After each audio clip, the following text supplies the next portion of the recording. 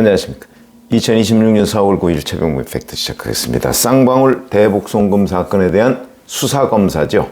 박상용 검사를 향한 여권의 총공격 계속되고 있다. 제가 말씀을 드린 적이 있습니다. 자, 민주당이 조작기소 국정조사 특별위원회를 열어서 지금 진행을 시키고 있고요.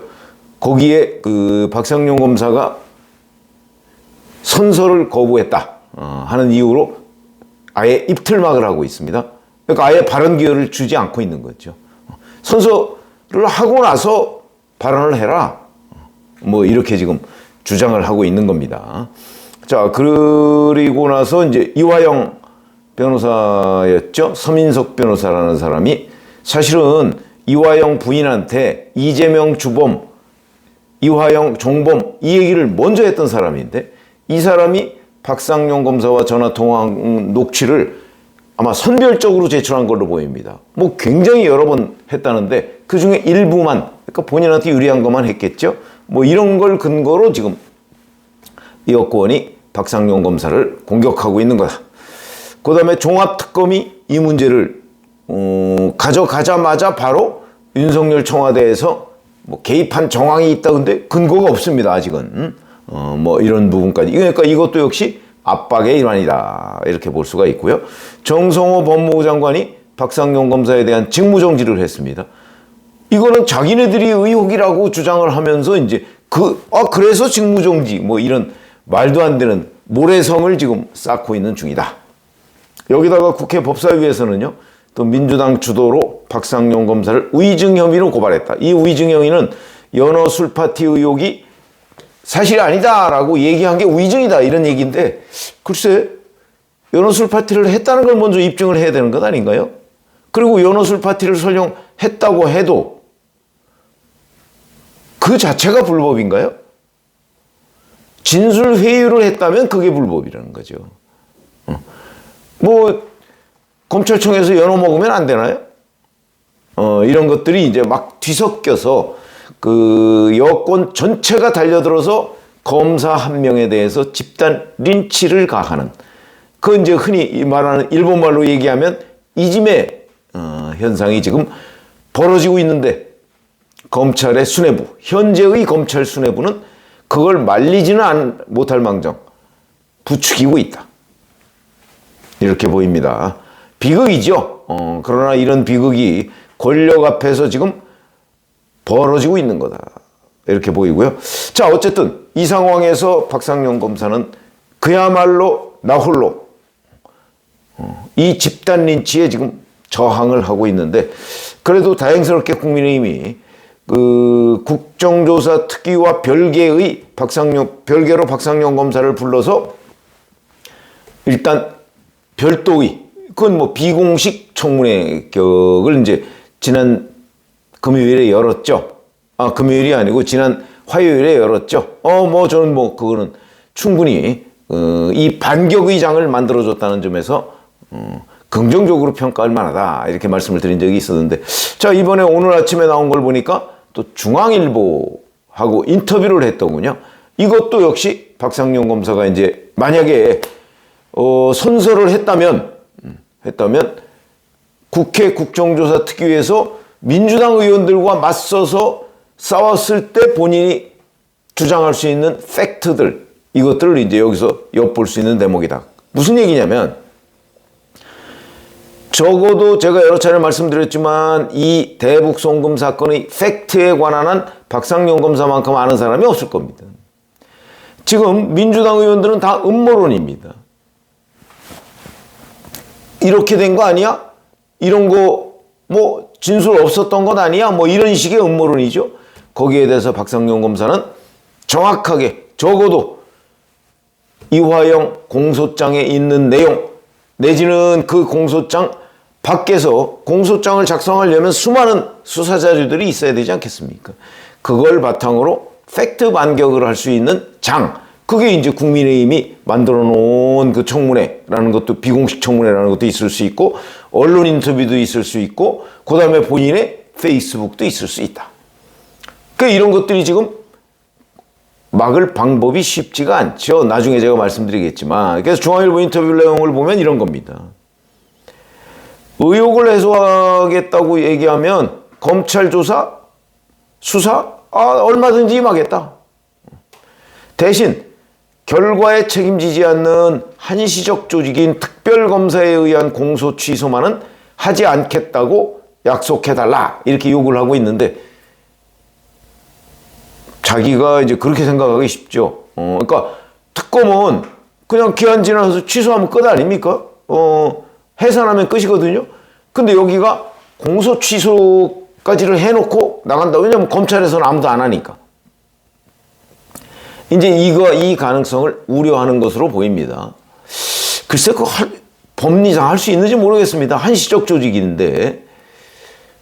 그렇게 따지면 다 특검 만들어가지고 특검이 공소 취소해버리고 이러면 안 되는 것 아닌가? 뭐 이런 생각이 드는데, 어찌됐든 간에 만약에 정말 박상용 검사가 우려하듯이 특검이 공소 취소하고서 해산한다? 글쎄, 그 역풍을 감당할 수 있을까요? 뭐 아무리 우리 국민들이 뭐 이재명 대통령의 국정 운영에 대해서 긍정평가를 한다 할지라도 지금 여권이 벌이고 있는 이재명 공소 취소 이 움직임에 대해서 찬성하는 건 아닙니다. 지금 이재명에 대한 여론이 좋다고 해서 이재명한테 면죄부를 주자 이런 여론이 다수는 아닌 걸로 제가 알고 있습니다. 그러니까 이 역풍은 아마 여권도 감당하기 쉽지가 않을 것이다. 물론 하더라도 지방선거 뒤에 하겠지만 글쎄요.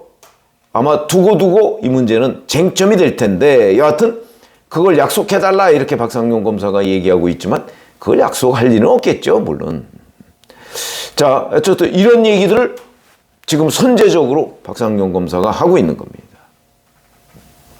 그 다음에 그러면 왜 이러느냐에 대한 박상용 검사 본인의 분석이 또 인터뷰에 나와 있습니다. 검찰과 공수처 수사는 물론이고 민주당과 국가정보원, 금융감독원까지 가세해서 의혹을 제기하는 건 나를 희생양 삼아야만 공소 취소를 할 수 있는 명분이 생기기 때문이다. 이렇게 이제 본인이 그야말로 박상용 검사가 직뿐만 아니고 자기 신분을 걸고 지금 반격을 하고 있는 겁니다. 자, 그러면서 이제 중앙일보에서 이런 질문을 합니다. 민주당은 그 북한 공작원이죠. 리호남한테 70만 달러를 전달했다는 김성태 전 쌍방울그룹 회장의 진술을 거짓말로 지금 몰고 가고 있는데 어떻게 생각하냐 그랬더니 이에 대해서 이런 것들이 저는 이제 제가 예로 드는 팩트 반격이라고 지금 그 얘기하고 있는 겁니다.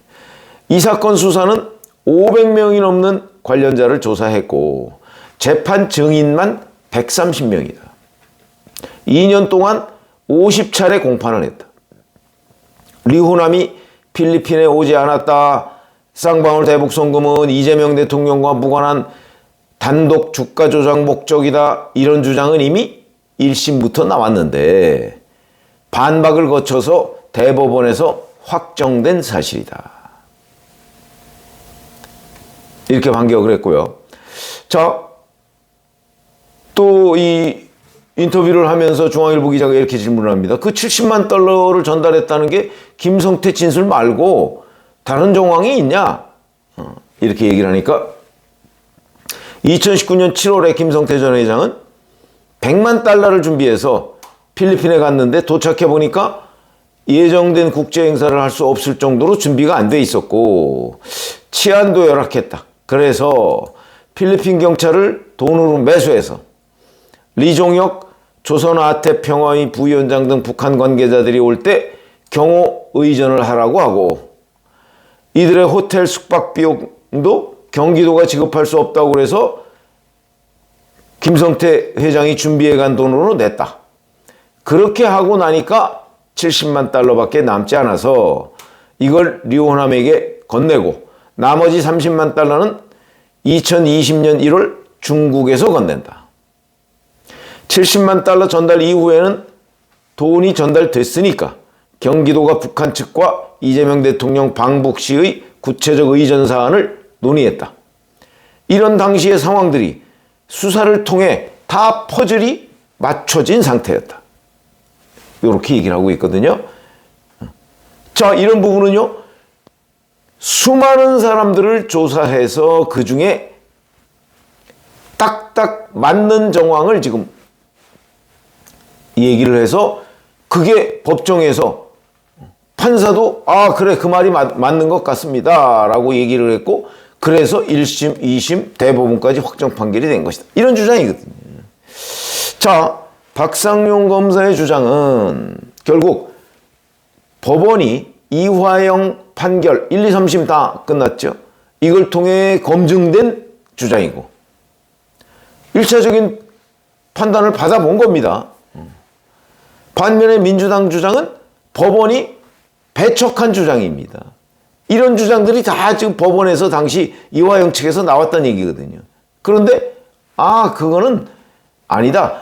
이쪽 검찰 내지는 김성태 전 회장의 주장을 뒤엎을 만한 근거가 되지 못한다. 그래서 배척했던 주장이거든요. 그걸 지금 다시 우려먹는 겁니다. 법원 판사가 그거 아니야 라고 했던 그거를 지금 일반 국민들을 상대로 다시 우려먹는 거죠. 그렇기 때문에 이거는 지금 이제 민주당 사람들이 워낙 스피커들이 많이 있지 않습니까?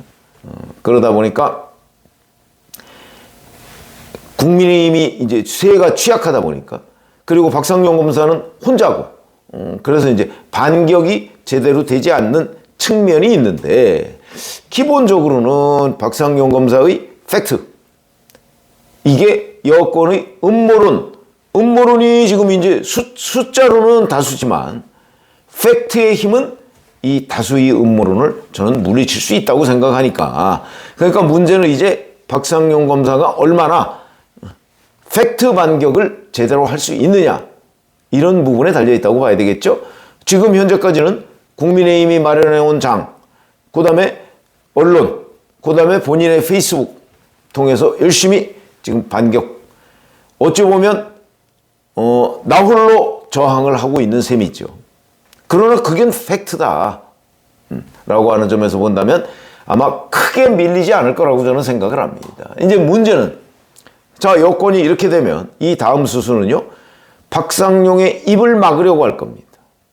그럼 뭐죠? 구속. 진술 회유, 의혹, 이런 걸로 아마 구속하려고 할 겁니다. 그러면 이제 이거는 구속이 되느냐 안 되느냐는 문제는 법원으로 가겠죠.